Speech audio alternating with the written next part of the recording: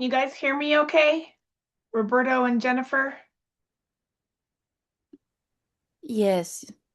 Great, thank you. Just kind of testing technology right now. Thank you so much.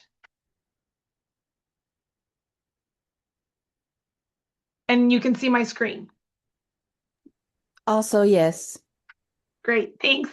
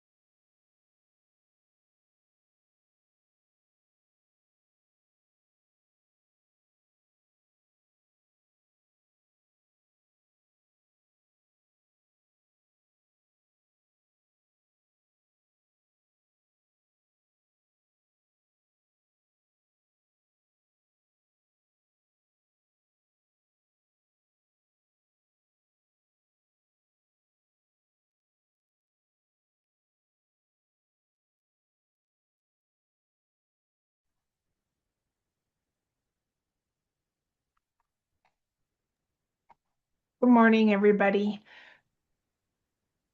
Good morning. I'm going to try to keep remembering to admit people. So hopefully I'll just keep checking that. I know that y'all have a break until I think we have like about 6 minutes. So I'll start right on time just to give you guys some opportunity to ask questions and stuff. But so excited that you're here today.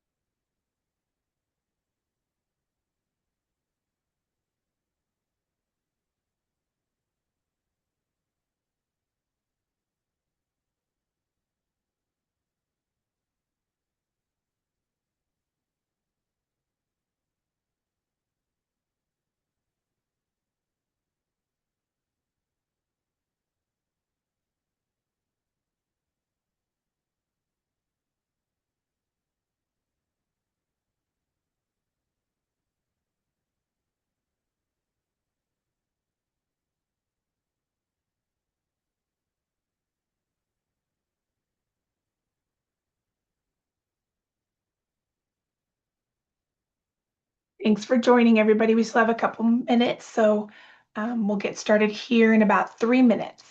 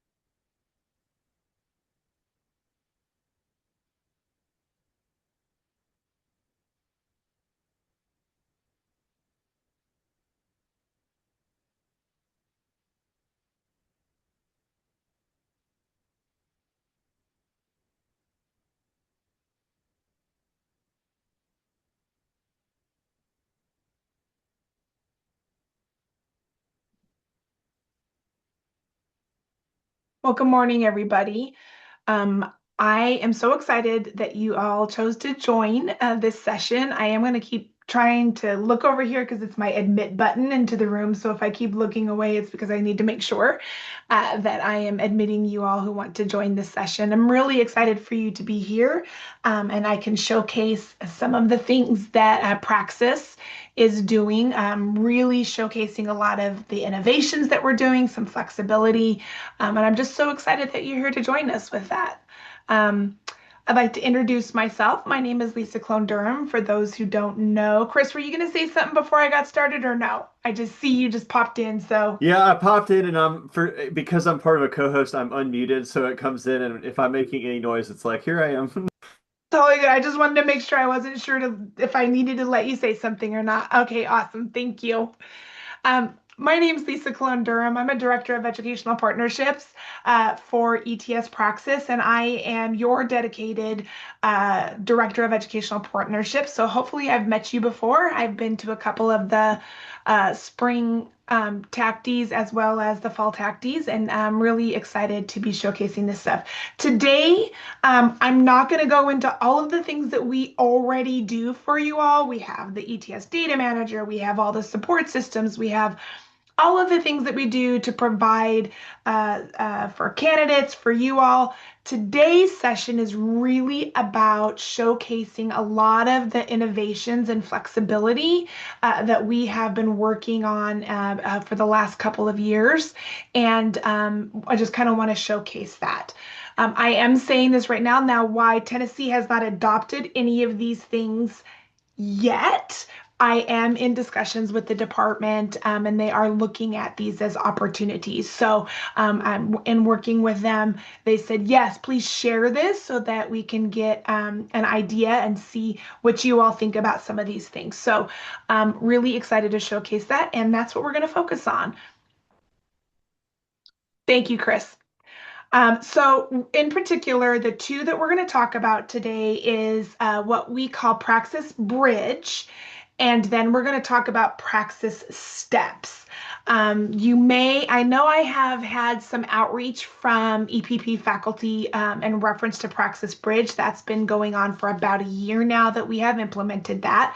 Praxis Steps is brand new, really getting showcased with our first assessments in March. So really seriously, like right around the corner. So we're going to talk about Praxis Bridge and what that is. It supports near miss candidates with targeted learning modules or professional development rather than having candidates retake the full test. So I will talk more in detail about both of these things. We like to say that that's an accelerated path because they wouldn't have to wait the full 28 days to do a retake if they almost pass. They can go right into the professional development module and go through that. Praxis Steps is what we're calling our modular based testing, and it really provides flexibility and support based on how the test taker, the candidate, wants to go through their journey. It really allows the flexibility. It allows them to take the test in chunks or under the domains um, along the way, or they can take the full test. And if they don't pass a certain domain or domains, they can just retake those chunks. So I am going to talk about both of these things in detail. And I am the kind of person from a presenter standpoint that you can ask me questions in the chat or just raise your hand or take yourself off mute and ask questions because really I want this to kind of be a dialogue. And I also want to know what you think about some of the things that we're proposing and working on here. So I'll go ahead and start with Praxis Bridge because that is one that has been out for about a little over a year now. And what it is it's for a candidate who, and I don't like to say the word fail, I like to say nearly passed their Praxis test. It means that they scored within one standard error of measurement of Tennessee's cut score. So if Tennessee chooses to adopt Praxis Bridge as an option, then it would be for any candidate who fell within one standard error of measurement of Tennessee's cut score. It allows them to sign up for the professional learning module rather than take the full test. The thing that we like to share here is that it's based on that candidate's score. So it's really tailored to how well the candidate did on that test. So it's going to identify the areas of greatest difficulty or the areas that they can benefit the most. And that's the module that they'll be assigned to. So it's not that every test taker is going to get the same module. It's really aligned to how that test taker performed on the assessment.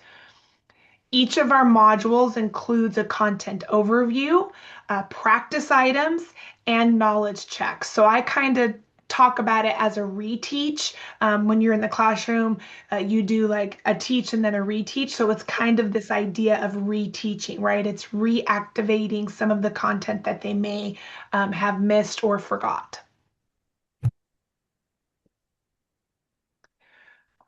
While we do say it's an accelerated path to certification, what we really mean by that is that they do not have to wait the 28 days to take another assessment. They can start that Praxis Bridge right away. It's again, as I shared, it's based on data and it's targeted to that candidate's performance on the assessment. And really, it's really easy to implement because it's asynchronous. It's a professional development module, which means they don't have proctors or anything. They can do it at their own pace, on their own time, in a variety of methods. They can do it on their phone, they can do it on a computer, etc.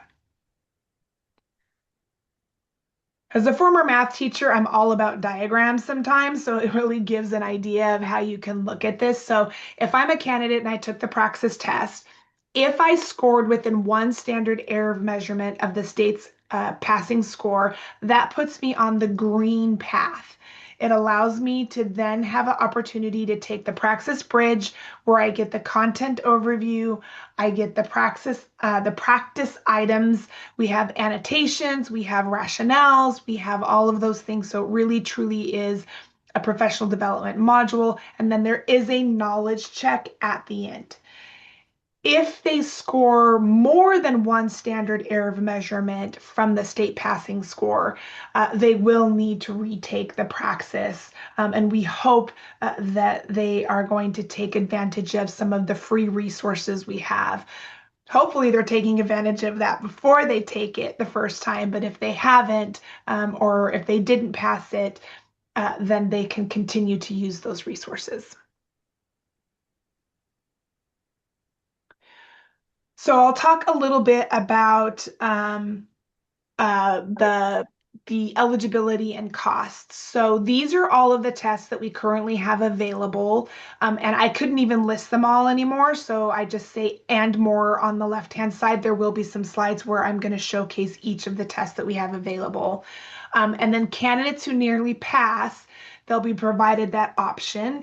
And states do have the option of adopting a 3-year retroactive eligibility. So, as Tennessee is considering adopting Praxis Bridge, they can say, let's go back and look at the previous 3 years, and anybody that was eligible for that can now become eligible. So that way, candidates who may have been impacted 3 years ago or up to 3 years ago, if they did score within one standard error of measurement, then they would be eligible for Bridge. And I do see a question on providing an example of that. So I believe, and don't quote me on this because I'm running off the top of my head, I believe if the cut score for a test, let's say the math test was 155, and the standard error of measurement for that test was 4.5. Okay, we would subtract 4.5 from the 155, and that would give you a 151.5, and you have to round up. So anybody that scores a 152 to 153 to 154 would automatically be eligible for the Praxis Bridge. So it's always based on whatever Tennessee set the cut score at, and then it's based on what the standard error of measurement is for that test. Now we do have some flyers, and I'll go ahead and put a link to Praxis Bridge where you can get some flyers and stuff that really walk you through that process and take you to links to where all the standard error of measurements are, so you can help them look for that. The price for each module is $50, and please note that candidates are not going to be provided any more than one module for each test. They won't take more than one module. We identify the area of greatest need based on that test, and then they will be assigned that test or that module. So this is how it works. Eligible candidates are automatically notified.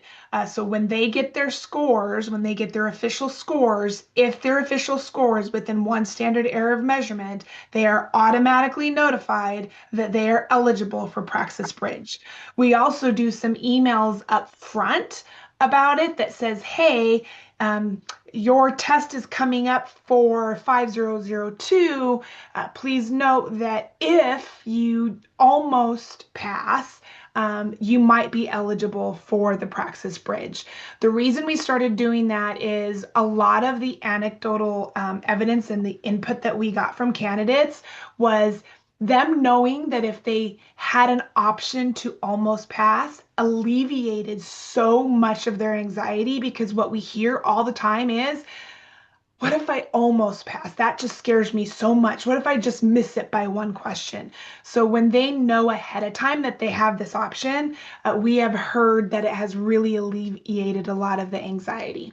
So we let them know up front that they have this option, and then as soon as their official scores come in, they're notified that they're eligible for it if they are. They have up to 6 months from the date they purchase the module to complete. So as soon as they purchase the module, they have 6 months to complete it. It is asynchronous, and they can keep redoing it as many times as they need until they pass. So the only reason that a candidate would not get a certificate of a completion is if they gave up and didn't complete it. They can continue to do it as many times until they complete the course. We get this question a lot too. How will your score reports be seen? So the score report will actually show an alt pass. So here's an example of the 5001 series.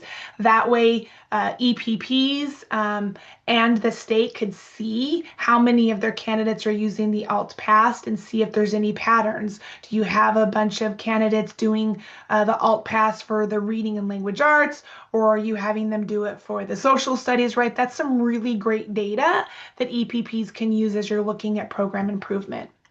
In addition, for Title II, candidates who successfully complete the Praxis Bridge are still considered a pass within the Title II program reporting system.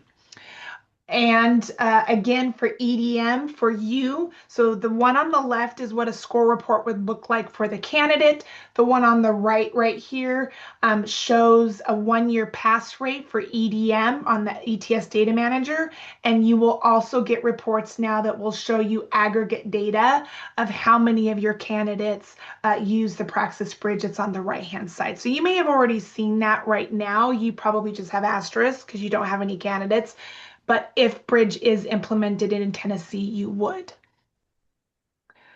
And thank you, Kevin, for giving the link because that's kind of hard to do both. So thank you so much for sharing that. And Jenny, yes, they would prepay the $50, not while registering for the exam. Great question. So they would not get the Praxis Bridge ability to purchase until after their official score reports come back and they are eligible, because we would not want to charge anybody if we don't even know if they're going to be eligible. So what would happen is if I took a test, as soon as I got their official score report and I'm eligible, that opportunity for them to register for the assigned module would be within their account, and then they can go ahead and purchase it. Does that help? Great. Okay. All right, before we take any questions in reference to Praxis Bridge, I did want to showcase what the eligible tests or the tests that we currently have that I'm giving you all of them, but then I also bolded the ones that are currently adopted by Tennessee. So we do have the 5001 series. We also do core as well. We have the teaching reading elementary. We do have the principles of learning and teaching for K6 and 712. We have the ELA content knowledge, the special education foundationals, mathematics, early childhood, all the middle school series, the special ed severe to profound, and the new para pathways also has Bridge. And we are going to be doing the elementary education fundamentals, which is the steps enablement that I'll talk about next. And yes, Roberto, at this point, Tennessee has not adopted Bridge, but I do know that they are considering it as a potential option for Tennessee candidates.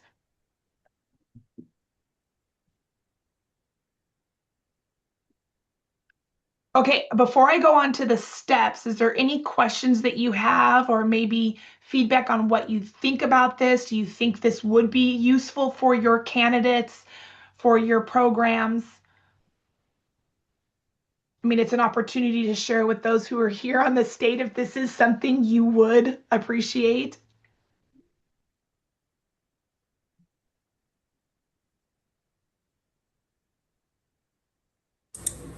Lisa, I'll say one thing is that 28-day waiting period, the fact that they don't have to wait 28 days, that's going to be huge for a lot of students because, especially undergrad students who are trying to get all their tests in right before their student teaching semester, them being able to retake the test or retake a module within that 28 days is going to be big. Great, especially if they were so close, right? Absolutely, yeah. Because there's nothing like being 1 or 2 points away from passing and knowing that your student teaching semester starts in X amount of days, um, and you're having to wait 28 days to go back and do it. Great. Thank you, Kevin. I also see some in the chat. I think it's useful. Students that are anxious or students that miss that close, this is a great avenue for them. And why make them take the entire test over? It's also more financially helpful to students. Keep that why make you take the entire test over, because that's going to kind of help me on this next flexibility and innovations that we're looking at too. And yes, Roberto, I believe there's over 20 states that have adopted this program. So we have a lot of states that have already adopted this program. And in fact, two of the states that I support were pilots of this program, West Virginia and Kansas. They actually got to adopt the 5001 series earlier to help us really work through some of those, to really help us kind of guide on what the program would look like. And Connecticut was a huge pilot person too and helped us really design this program. So just an appreciation for those that wanted to be early adopters of this. All right, to make sure we have enough time, I'd like to start with um, on the next thing that we're doing, which is Praxis Steps. And yes, Roberto, that's probably a question for the state, but I do know there was lots of discussions to find out how it was going to go, to make sure things were going well and stuff. But I'm sure there's lots of a lot of states are wanting to make sure that Title II things were working and that kind of stuff. So I just wanted to make sure that I shared that.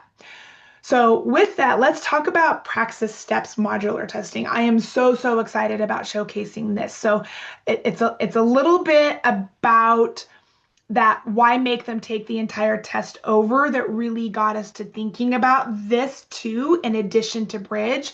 And I also think Bridge really helped us with this question too, because we had a lot of states that were like, I don't want a professional development option though, right? Like, and what about those who don't almost pass, they don't pass, but they're really strong in a particular domain, right? Like what about those candidates? And so hence this innovation as well that we're calling Praxis Steps. And this is about a modular approach to testing that really allows the flexibility and puts the control in the hands of the candidate. So it allows me as a test taker to choose, do I want to take the test in the chunks, right? The domains, and I'll give some specific examples here about that in just a few minutes. But I can take them in chunks first and sort of bank them along the way, okay? Or do I want to take the full test as normal, like what we're currently doing, and say, how did I do on each of those steps? Maybe I'm really good in this one domain and I don't need to retake that anymore. I only need to take the chunks underneath it. I can do that as well. So it allows you both options. Okay. Again, I'll have some diagrams with that. And we decided to implement this with our very first, it had me raise my hand because I put my hand up. That's funny. Sorry. I just totally got sidetracked on that. I really don't have my hand raised. But so where we're really excited about this is we started with our highest volume test, which is the elementary, which is also the test that's going to be the biggest tackle because of all of science, social studies, math, and reading language arts, right? You've already got the 4 subtests, and then we got to break it down even further. So again, we'll show that.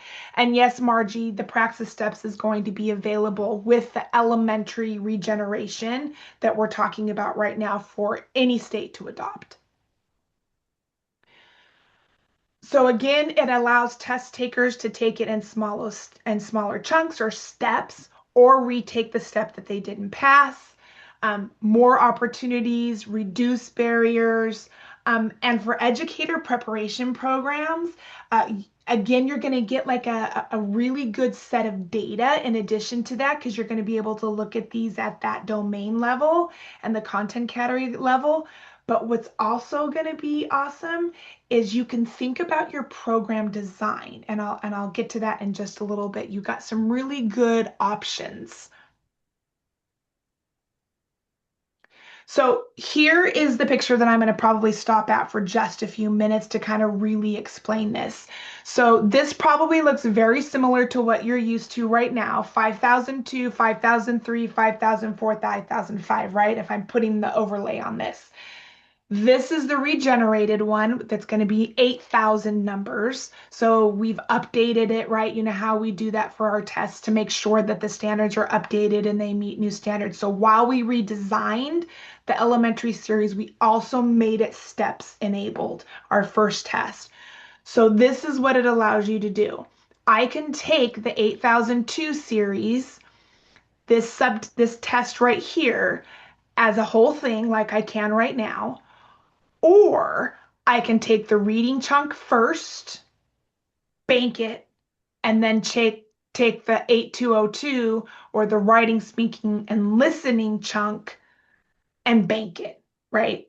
Then once I get passed for both of these, that will roll up into an overall cut score at the 8002. For math, same thing. I can choose to take the full math that has all three of those domains in it. And then if I don't pass, let's say two of the domains, I can just retake those two domains. Or maybe I'm a different kind of person and I like to take them in chunks. I want to take number and operations and then bank it, take algebraic thinking, bank it, and then take geometry, bank it. Now, before I go on to another slide, and I probably am getting ahead of myself, but I get really excited about this as a former teacher. Like, think about your prep program. Think about how if you know your candidates take algebraic thinking or where that occurs in their program. We've heard a lot of EPPs that are saying we're going to assign this chunk or this step as an end of course, so to speak, right? So that they can bank that along the way. Or if you're doing a registered apprenticeship or you're doing an alt program where you're giving them the type of content that they need along the way, you could really rethink how you might scaffold this for your candidates as they're going through your program, especially for elementary, because where do they get most of their content? A lot of them get their content in that first 2 years of their general knowledge courses. So where could we recommend that they take these within that? And so I see a lot of you popping up. So I guess I'm not as a geek when I get excited about how this provides a lot of different opportunities for your candidates. So that's why I like to showcase this slide and talk about that a little bit. And thank you, Chris. And Kevin, I need to like hire you for putting all of my links up here. Thank you so much. And you must be really feeling for me trying to do so many things at the same time. Okay. I also like diagrams. So here's another diagram that Kevin charges per hour these days. I guess I owe you a lot of coffee maybe when I see you in fall, maybe. So this is also a diagram about the different routes that we can see as multiple paths to success. So this just kind of pulls out a science example. There's Jordan, who's the progression path that we're kind of trying to brand it, right? That I take the earth and science first, bank it, take the life science, bank it, take the physical science, bank it, and then you'll get an overall cut score. Or the targeted retake, that would have been me. I'm a Taylor, not a Jordan. I would rather take the whole thing. But if I'm a Taylor, I take the full test, the 8005. Then if I don't pass any of the steps, it's possible I might not pass all three steps, which is still at least information for me, right? But there might be a chance I pass two out of the three or one out of the three. Then I can just target my retakes, so to speak, based on those chunks.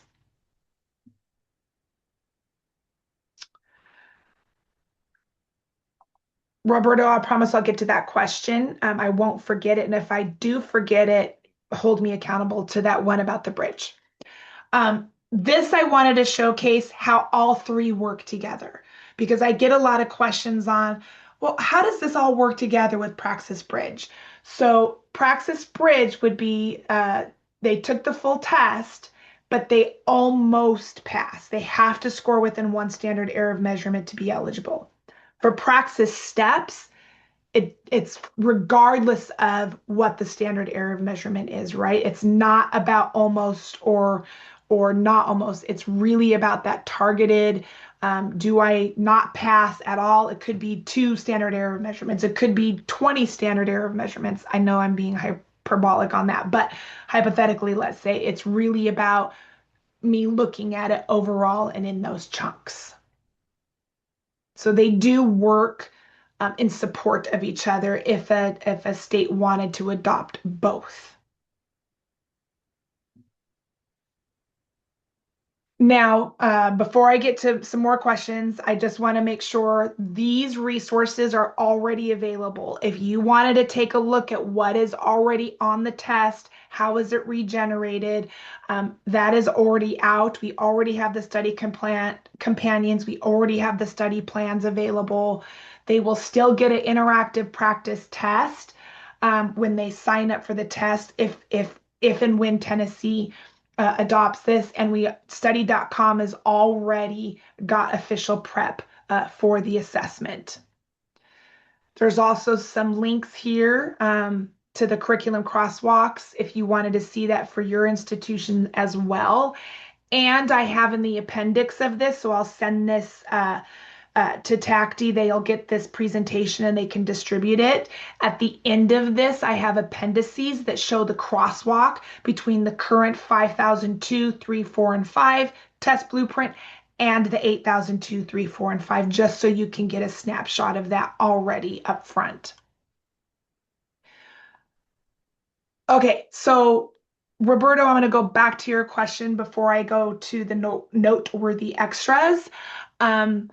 Is there data that shows the percentage of students completing the bridge program to obtain licensure? Yes, the data you can look at. ETS on the data manager will show you the number of bridge completers. You'll be able to see it if and when it's adopted. And it's implemented, you'll get the data at the institution level, the state will get the data at the state level. So you will be able to take a look at that. And hopefully EPPs will take a look at it at the domain level, because if you have a lot of candidates that, let's say, are needing to take the algebra section, that might be an indicator of taking a look at where in the program are your test takers getting algebra. Maybe there's a gap there, maybe there isn't a gap there. So we're hoping, not hoping, we hope that the EPPs will look at that data from a continuous improvement standpoint. Any other questions on the steps or input or feedback on the steps or the bridge before I get to some noteworthy extras that I can't leave here today without showcasing?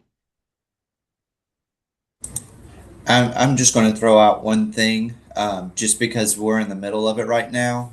If this gets adopted, the data that can be pulled from this will be huge for those that are in their CAPE cycle.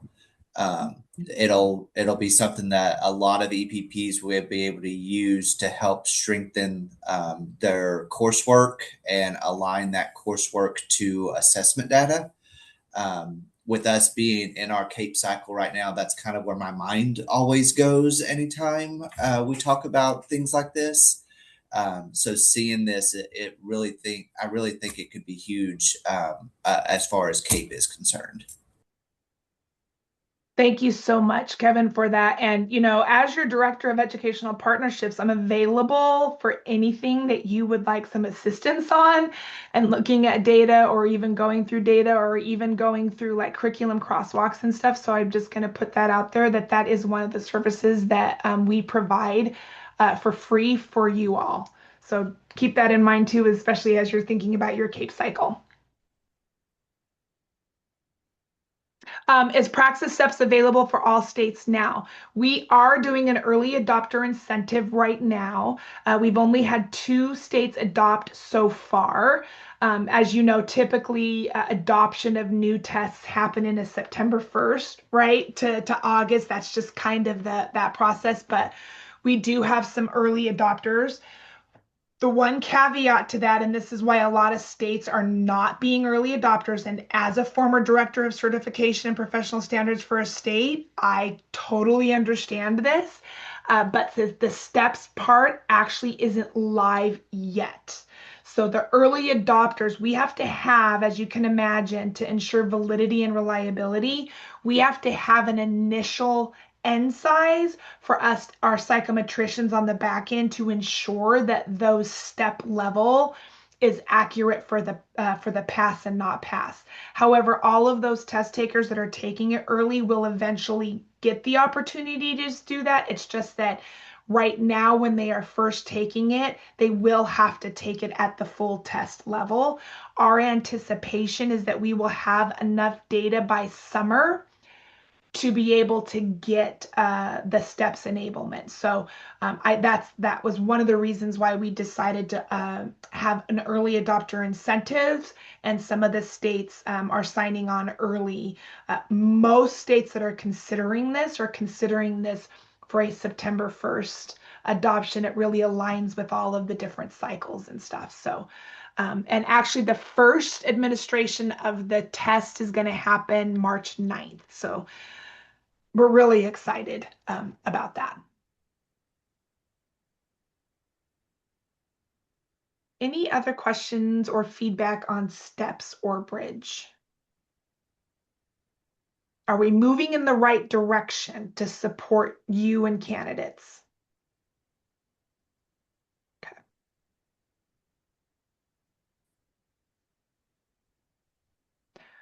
All right, let me go over a couple of other noteworthy extras on supporting candidates. If you don't know this yet, it's my opportunity to talk about the Free After 3 program as well. This started in October of 2025, so it's for candidates or test takers who have their first attempt on or after October 1st, 2025. So it has to be 3 attempts after that date.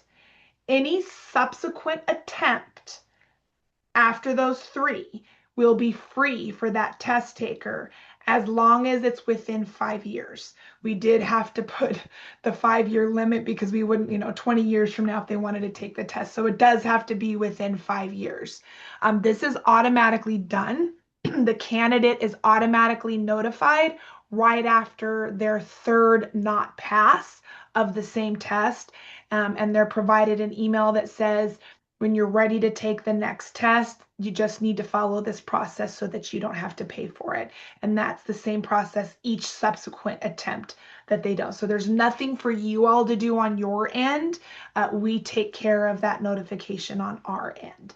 So while we want them all to pass on the first attempt, we at least want to let them know that after the 3 attempts, it will be free. The other noteworthy thing, in addition to all that innovation that I just shared with Praxis Steps and Praxis Bridge, we are also still working on next generation solutions. We are revamping Praxis Foundations. So think of Praxis Foundations as the core, right?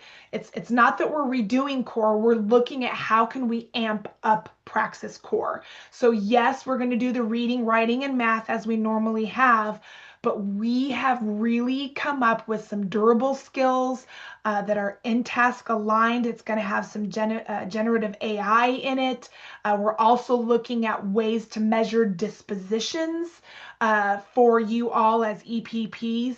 We're also doing AI literacy. That's a big thing. So this idea of foundations being entrance into a prep program, but not as a barrier, as a this is where we are, this is some data that we've got from them. How can you all as an EPP use that data to really redefine their program in the remaining years that you have them? So super excited about that. Be on the lookout for this. We're doing some pilots and some research on this right now. We're hoping to have that released within the next year. In addition to that, some of you may have used our discontinued performance assessment, PPAT. We did discontinue that. Part of the reason we discontinued it is because we knew it was really cumbersome and outdated, and we needed to be able to do this differently, really AI powered, generative AI, modular approach, right? Taking all of this new thing. So rather than kind of revamp it, we decided to go get away with it and say, how can we look at this performance assessment completely brand new in this new day and age? So that's the work that we're doing with generative next generation performance assessments. And Proethica, who, if you've talked to me a little bit outside of these presentations, know I'm very passionate about code of ethics for educators. As a former adjudicator of ethical violations for the state that I worked in, I can't tell you how many times a code of ethics violation came across my desk, and I would just say, did you just not think for 2 minutes before you did this? You potentially ruined your career for just not thinking for 2 seconds. And so we are revamping and expanding our Proethica professional development. That is not an assessment. I want to make sure that that's clear. This one is not an assessment. It is professional development that's aligned with the Model Code of Ethics for Educators. And we're adding some AI things to AI components to this, as we're seeing a lot more ethical things happen or coming across as a result of artificial intelligence. And so really, really excited about that. Thinking about CAPE and thinking about AQUEP standards, Proethica absolutely meets that ethical disposition pieces. So if you're ever interested in that, we have a current one and we're going to release a revamped one. With that, I will entertain any other questions that you might have or take any input on, Lisa, you guys are going in the right direction, but can you do this too? Like, this is your opportunity to help give us some additional work that we need to take on for you.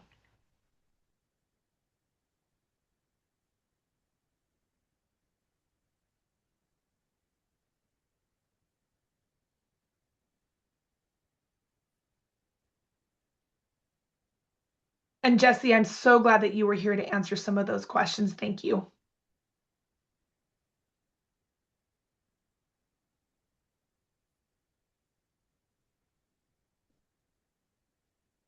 Is there anybody here that's ever, oh, I may have missed this. Is the free after 3 automatic? Amanda, great question. Yes, it is automatic. So once they're eligible, meaning that once they don't pass a third time, they will get notified by email that they are eligible for a retake at no charge. And there's just some directions there on how to access a code and get the code so that when they register again, they can use that code for a free retake.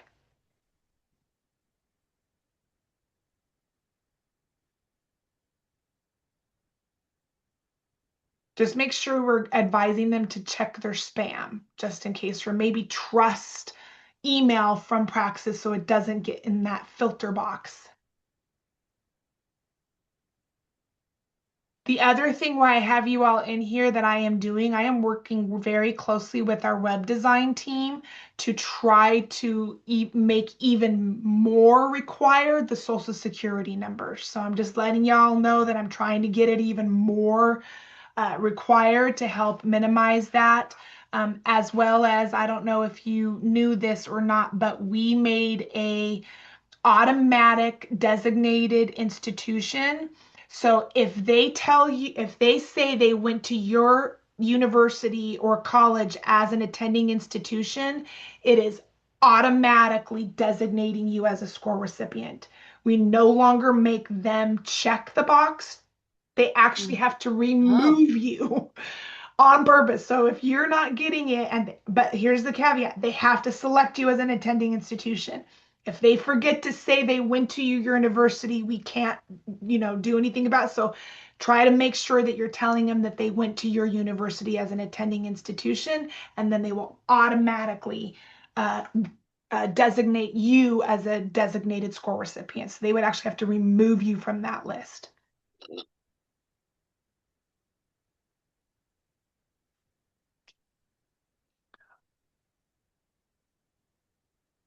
Okay, well, if you ever need anything, don't hesitate to reach out. Like I said, at the end of this on the appendix, I have this coverage of the current test 502 with the 8002, so you could kind of see a little bit of how the test redesigned for the elementary steps enablement is going. But at least you just get a little hint. But please know that the study companions and all of that stuff is out there.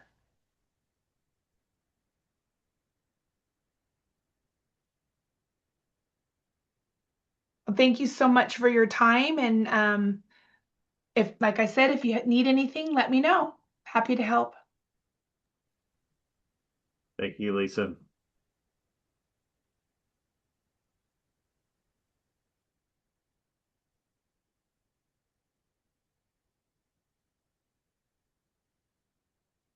Thank you for helping me with that student the other day too. Let me tell you, I got just the whole like the background. He calls his professor and he's like, "You're not gonna believe me." And he starts going over this whole thing of like pulling out of the driveway, big old accident in front of his house, and we are like, "Just document everything." Like, Mhm. he got a police report. I was like, "You should have just taken a selfie with the police officer while you were at it." I know that was great. I loved the couple of pictures. I was like, oh my goodness. But yeah, that really helps. I love when people document, right? Like Yeah, that was a good thing. And I think we were able to handle that pretty quickly too. it did. Yeah, he got taken care of, and I understand why policies exist. That's why we're Mhm. like, just document everything. We'll figure it out. So, Yeah, I'm glad I could be of help. all right, thank you, Lisa. Bye, everybody.